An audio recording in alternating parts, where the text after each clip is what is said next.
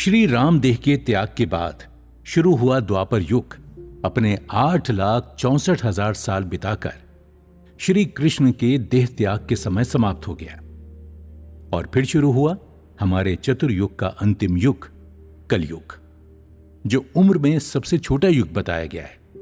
इसकी उम्र 4,32,000 साल बताई गई है। कलयुग के आते आते धर्म का तीसरा आधार शुद्धि भी समाप्त हो गया। इंसान के मन, वचन, कर्म में ना सच्चाई रही और ना ही पवित्रता। उसकी मानसिक और शारीरिक स्मरण शक्ति भी पहले से कम हो गई। लंबाई 6 फीट के आसपास और आयु 100 साल तक होनी शुरू हो गई। कलयुग को लौह युग भी कहा गया है और इसमें पाप की मात्रा बढ़ते बढ़ते 75% से ज्यादा हो चुकी है। कहते हैं अभी इसका पहला चरण ही चल रहा है, जिसमें तकरीबन 5,000 वर्ष बीते हैं। घोर कलयुग आना तो अभी बाकी है। मगर मुझे तो लग रहा है अभी घोर कलयुग चल रहा है। हाँ, कुछ लोग ऐसा भी मानते हैं कि अभी कलयुग का अंतिम चरण चल रहा है या फिर कलयुग और सतयुग का संधि काल चल रहा है। इसी शताब्दी में कुछ ऐसी बड़ी घटना हो जाएगी जिससे महाविनाश होगा और दुनिया की ज्यादातर आबादी समाप्त हो जाएगी। कुछ ही लोग सुरक्षित बचेंगे जिनके साथ युग परिवर्तन होगा और वापस सतयुग का दौर लौटेगा। लेकिन वैदिक गणना और पुराणों के अनुसार अभी प्रथम चरण ही माना जाएगा। सर, हमारे पुराणों में घोर कलयुग के समय के बारे में क्या लिखा है? क्या कलयुग की यही छवि है जो आज पूरी दुनिया में चल रही है या कुछ इससे भी बुरा होने वाला है? देखो नयन, पुराणों के अनुसार जब कलयुग अपने अंतिम चरण पर होगा तब हर जगह भूखमरी, गरीबी, अकाल, बीमारियां और हिंसा का राज होगा। मौसम पूरी तरह से बदल जाएंगे। सर्दियों में गर्मी और गर्मियों में सर्दी होगी। मौसम इतने अति में होंगे कि बर्दाश्त नहीं हो पाएंगे। यानी सर्दियों में बहुत ज्यादा सर्दी और गर्मियों में बहुत ज्यादा गर्मी होगी। फसल नष्ट हो जाएगी। लोगों की उम्र 50 साल तक सिमट जाएगी। लंबाई 3-4 फीट रह जाएगी। रिश्तों और परिवार की मर्यादाएं पूरी तरह से तबाह हो जाएंगी। हर जगह व्यभिचार, अनाचार फैलेगा। विवाह संस्था खत्म हो जाएगी। धर्म, ज्ञान, वेद शास्त्र पूरी तरह से समाप्त हो जाएंगे। धर्म के सभी स्तंभ जैसे सत्य, तप, शुद्धि और दया ढह जाएंगे। नदियां सूखने लगेंगी। भूकंप से पर्वत स्थान बदलने लगेंगे और जब गंगा जी भी सूखकर धरती से चली जाएंगी तब समझो कलयुग अपने अंत पर पहुंच जाएगा। आने वाले समय की कल्पना कर ही मेरी रूह कांप रही है। यही समय का चक्र है नयन, जिसे उल्टा नहीं घुमाया जा सकता। हमारे धार्मिक ग्रंथों में कलयुग और उससे जुड़ी कौन सी कथाएं हैं? मैं वो जानना चाहता हूं। महाभारत में एक बड़ी अच्छी कथा है जो कलयुग का वर्णन करती है। ये उस समय की बात है जब पांडव वनवास पर जाने वाले थे। जाने से पहले युधिष्ठिर ने श्री कृष्ण से कहा, हे कृष्ण, अभी द्वापर का अंतकाल चल रहा है। हम जानना चाहते हैं कि आने वाला कलयुग कैसा होगा। तुम सभी भाई वन में जाओ। तुम्हें जो कुछ भी अजीब दिखे वो कलयुग का संकेत होगा। उसे आकर मुझे बताओ, फिर मैं तुम्हें उसका अर्थ बताऊंगा।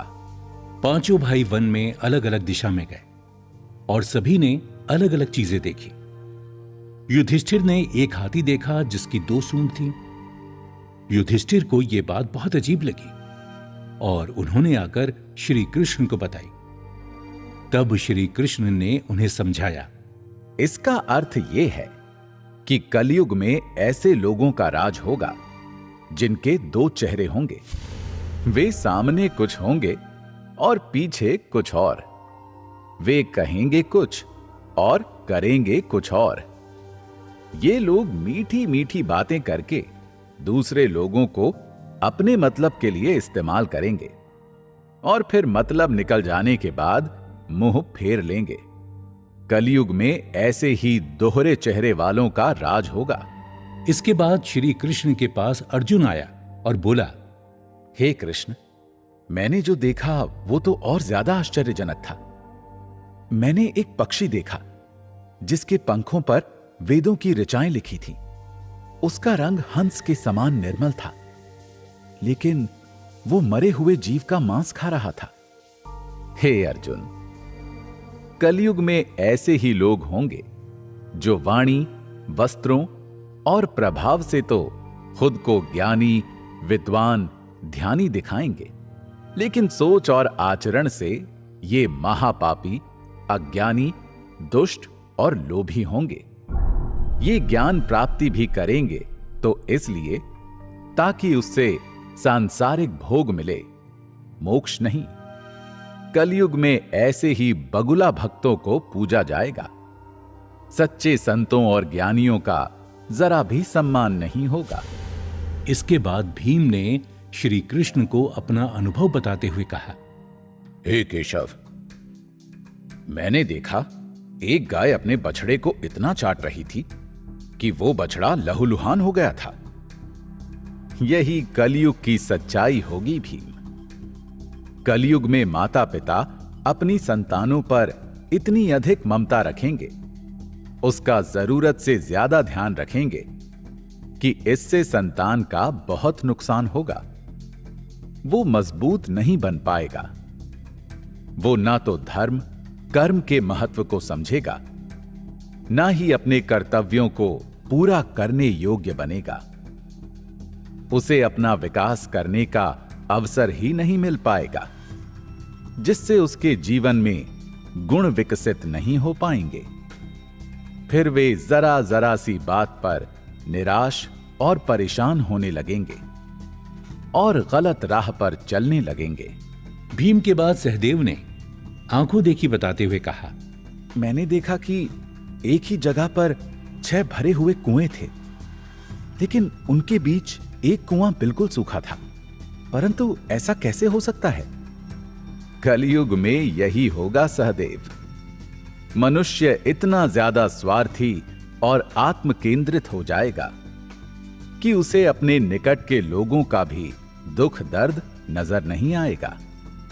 उनकी चीखें सुनाई नहीं देंगी।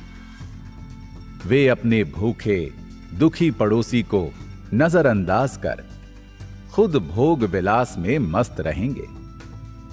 कलयुगी मनुष्य अपने शौक और व्यसनों पर खूब धन लुटाएंगे, लेकिन किसी गरीब, जरूरतमंद की सहायता नहीं करेंगे। कलयुग का समय जैसे जैसे बढ़ता जाएगा, वैसे ही लोगों में दूसरों की तो छोड़ो, अपनों के प्रति भी कर्तव्य, प्रेम, दया, करुणा की भावना खत्म होती जाएगी। और अंत में नकुल अपना अनुभव बताते हुए कहते हैं, प्रभु, मैंने देखा कि एक बड़ा पत्थर ऊंचे पर्वत से लुढ़कता चला जा रहा था। वो बड़े बड़े पत्थरों, पेड़ों से टकराने पर भी नहीं रुका, लेकिन आखिर में वो एक छोटे से पौधे से टकराकर रुक गया। ऐसा चमत्कार कैसे हुआ प्रभु? नकुल, वो पत्थर प्रतीक है कलयुग के इंसान के अहंकार और महत्वाकांक्षाओं का, जिसे कोई नहीं रोक सकेगा, जिस कारण उसका जीवन लगातार पतन की ओर गिरता रहेगा। उसका पतन अगर कोई रोक सकेगा तो बस हरि नाम का छोटा सा पौधा। अगर उसने हरि नाम को जीवन में अपना लिया तो यही एक छोटा सा सहारा उसका पतन रोककर उसे वापस सही रास्ते पर लाएगा, उसे संतुष्टि और आनंद देगा। तो इस प्रकार इस कथा के माध्यम से महाभारत ग्रंथ में ही कलयुग के लक्षण बता दिए गए थे और उनके प्रभाव से मुक्त होने के तरीके भी। ऐसी ही एक कथा श्रीमद् भागवत पुराण में आती है कि जब राजा परीक्षित कलयुग को मारने के लिए उसके पीछे दौड़े तो उन्हें नारद मुनि ने रोक लिया और कहा, कलयुग को समाप्त मत कीजिए राजा, क्योंकि भले ही इसमें लाख बुरा ही सही, लेकिन एक भलाई भी है। कलयुग में भगवान की प्राप्ति का साधन सबसे सरल है।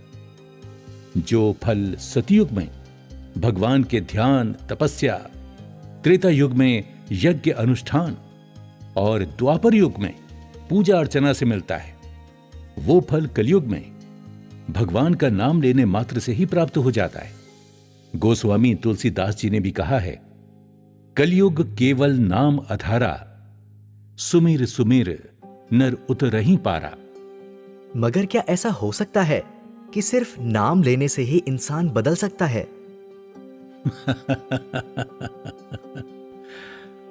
तुम गलत समझ रहे हो नयन। मुंह में राम बगल में छुरी रखने वालों के लिए यह नहीं कहा गया। लेकिन हां, जो लोग पूरे भाव और श्रद्धा से भगवान का नाम लेते हैं, धीरे धीरे उनमें सात्विक गुण बढ़ने लगते हैं, जैसे दया, करुणा, क्षमा, मन की शुद्धि और पवित्रता। वे पाप और बुराइयों से दूर होने लगते हैं। नाम जप को एक ऐसी रस्सी समझो जिसे अगर आपने एक बार पकड़ लिया तो वही आपको पूरा खींचकर भवसागर पार करा देती है। इसके अलावा धर्म का एक आधार आज भी सलामत है, जो है दया। हर किसी के लिए मन में दया भाव रखना, जितना हो सके दूसरों की सेवा करना, जरूरतमंदों को दान देना। कहते हैं कलयुग में इतना भी कर लिया तो काफी है। प्रोफेसर श्रीधर की बात सुनकर नयन सोच रहा था, अगर इतना काफी है तो फिर क्यों कभी कभी देखने में आता है कि अच्छा भला आदमी अचानक से कुछ ऐसा कर जाता है जिससे उसका या फिर दूसरों का बहुत नुकसान हो जाता है। इसका क्या कारण है?